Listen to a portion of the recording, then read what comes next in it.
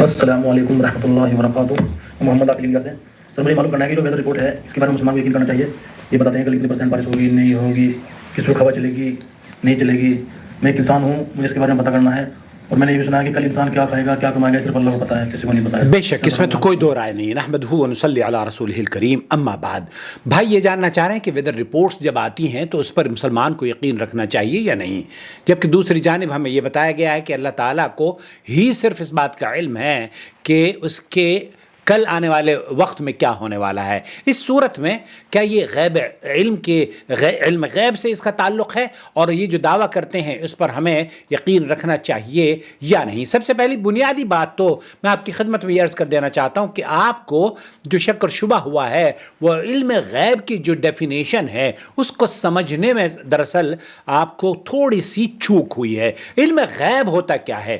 علم غیب اس کو کہتے ہیں جو کہ کسی بھی واسطے کے بغیر آپ کو کوئی چیز اطلاع آپ کو ہو جائے. ایسا علم جس کے جاننے کے درمیان میں کوئی واسطہ نہ ہو, کوئی خبر نہ ہو, کوئی ذریعہ نہ ہو, کوئی سورس نہ ہو, اور کوئی ایسا علم بھی نہ ہو, کوئی ایسی ڈیوائس بھی نہ ہو جو کہ آپ یہ دعویٰ کر سکیں ایسی چیز ہونے والی ہے. جبکہ دوسری جانب جو باتیں آپ تک پہنچائی جاتی ہیں ارصاد الجویہ یا ویدر رپورٹس کے سلسلے میں, یا بچے کے پیٹ میں کیا ہے, یا آنے والے دن سورج نکلے گا یا نہیں نکلے گا, یا بارش ہوگی یا نہیں ہوگی, تو اس سلسلے میں یہ سمجھنا کہ یہ علم غیب ہے, نہیں, یہ علم غیب نہیں ہے بلکہ یہ ایک علم ہے, اور وہ ڈیوائسز ہیں, ایسے آلات ہیں جو کہ الٹرا ساؤنڈ کر کے عورت کے پیٹ میں کیا ہے یہ بتا دیتے ہیں. دراصل ان خبروں کا بتانے کا مقصد گورنمنٹ کا یہ ہوتا ہے کہ آپ کے مال کی, جان کی, کاشتکاری کی, تجارت کی حفاظت کی جا سکے. جدہ میں جب بارشیں ہوتی ہیں تو نوٹیفیکیشن آ جاتی ہے کہ اپنے بچوں کو اسکول مت بھیجنا. کیوں؟ کیا وہ نقصان چاہتے ہیں؟ نہیں, ان کا مقصد یہ ہوتا ہے کہ آپ کے بچے محفوظ رہیں, آپ کسی پریشانیوں سے نہ گزریں. آفیسز کی بھی بعض مرتبہ چھٹی ہو جاتی ہیں.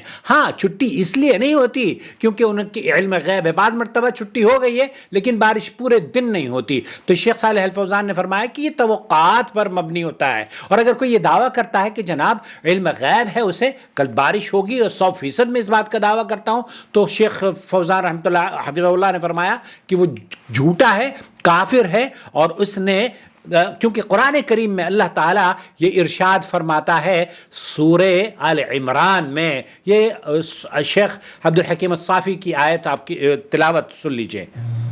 ما كان الله ليذر المؤمنين على ما أنتم عليه حتى يميز الخبيث من الطيب وما كان الله ليطلعكم على الغيب وما كان اللہ, قرآن کریم کی آیت نمبر 179 آل عمران, وما كان اللہ ليطلعكم على الغیب ولكن اللہ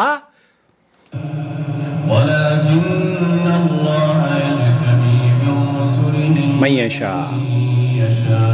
یہاں اللہ رب العالمین یہ فرما رہا ہے کہ اللہ تعالیٰ اپنے بندوں کو, خاص بندوں کو وحی کے ذریعے اپنے پیغمبر کو علم دیتا ہے. ان خاص بندوں کو علم دیتا ہے جو کہ اللہ کے چنندہ برگزیدہ بندے اور رسول اور نبی ہوتے ہیں. تو اس آیت سے علم غیب کا تعلق نہیں ہے, بلکہ اس آیت سے اس وحی کے ذریعے اللہ تعالیٰ یہ فرما رہا ہے کہ ہم انہیں علم غیب دیتے ہیں لیکن وحی کے ذریعے.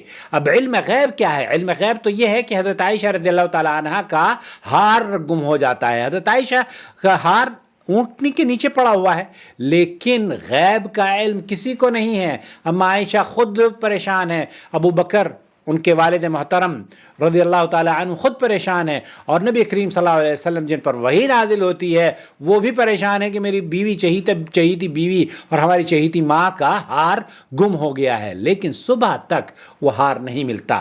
اگر انہیں یہ پتا ہوتا, علم غیب ہوتا کہ ہاں ہار اونٹنی کے نیچے ہے بغیر سورس کے, تو یہ علم غیب ہوتا. لیکن اس کا دعویٰ نہ نبی نے کیا، نبی خود یہ کہتے ہیں کہ میرے پاس علم نہیں ہے، علم غیب نہیں ہے. اسی طریقے سے ابو بکر بھی یہ کہتے ہیں کہ جناب اما عائشہ کے پاس آتے ہیں ابو بکر رضی اللہ تعالیٰ عنہ کہ تمہاری وجہ سے تو پورا قافلہ یہاں رات بھر رکے گا اور پانی کی بھی قلت ہو گئی ہے، تو بہت ناراض بھی ہوتے ہیں. تو اس طرح سے اس واقعے سے بھی اور متعدد واقعات ہیں. 70 صحابہ کو لے کر چلے جاتے ہیں نبی کریم صلی اللہ علیہ وسلم سے اور ان کو شہید کر دیا جاتا ہے. آپ علیہ الصلوۃ والسلام کو اگر علم غیب ہوتا تو کیا اپنے 70 صحابہ کو، حفاظ کرام، بہت حافظ قرآن تھے وہ، ان کو سب کو شہید کر دیا جاتا ہے، تو کیا ان کو بھیج دیتے؟ نہیں. اس کا مطلب یہ ہے کہ اللہ کے رسول صلی اللہ علیہ وسلم کو بھی علم غیب نہیں تھا، بلکہ قرآن تو یہ کہتا ہے ما کنت تدری ما الکتاب ولا الایمان،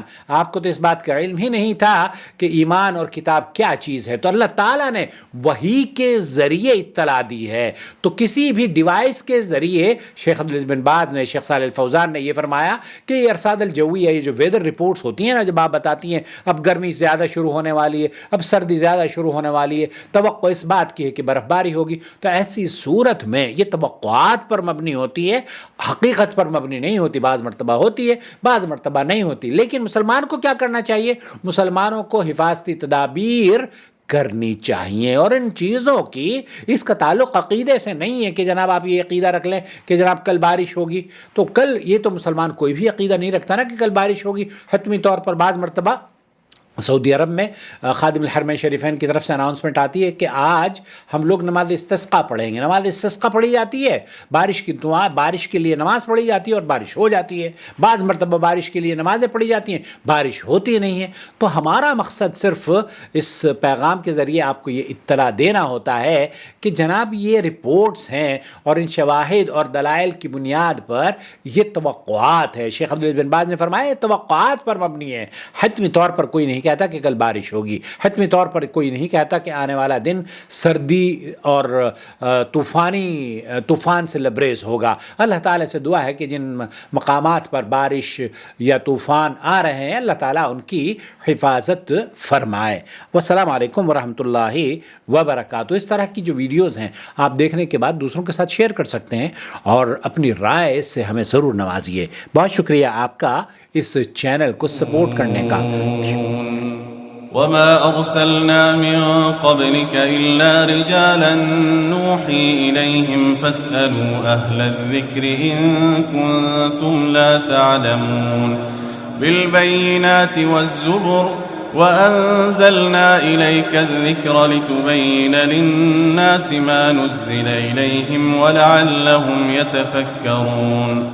أفأمن الذين مكروا السيئات أن يخسف الله بهم الأرض أو يأتيهم العذاب من حيث لا يشعرون أو يأخذهم في تقلبهم فما هم بمعجزين أو يأخذهم على تخوف فإن ربكم لرؤوف رحيم. أولم يروا إلى ما خلق الله من شيء يتفيأ ظلاله عن اليمين والشمائل سجدا لله.